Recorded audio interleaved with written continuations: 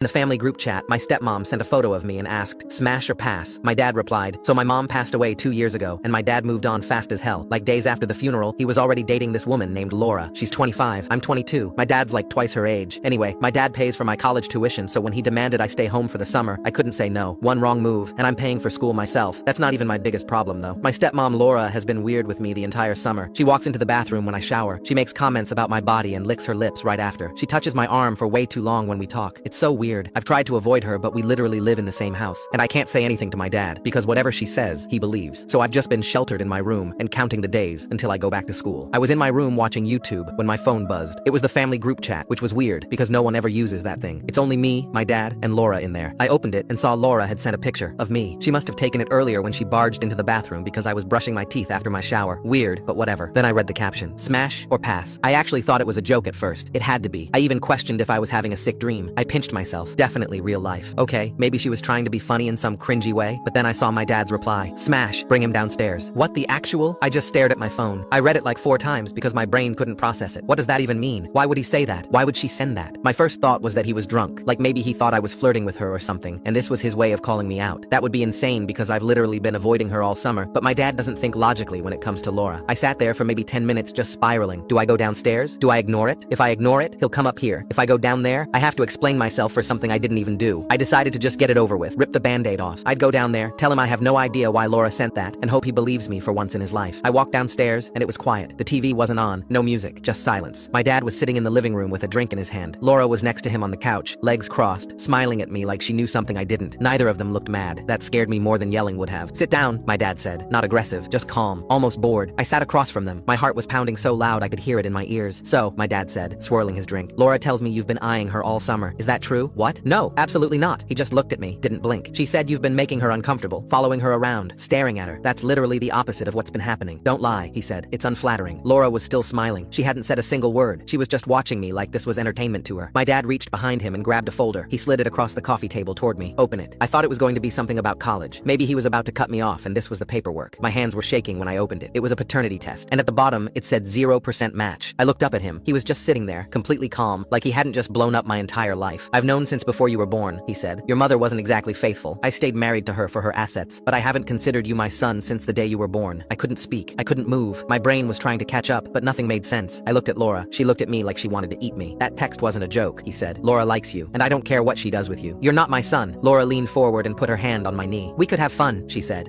Click the link in my profile to watch the exciting follow-up.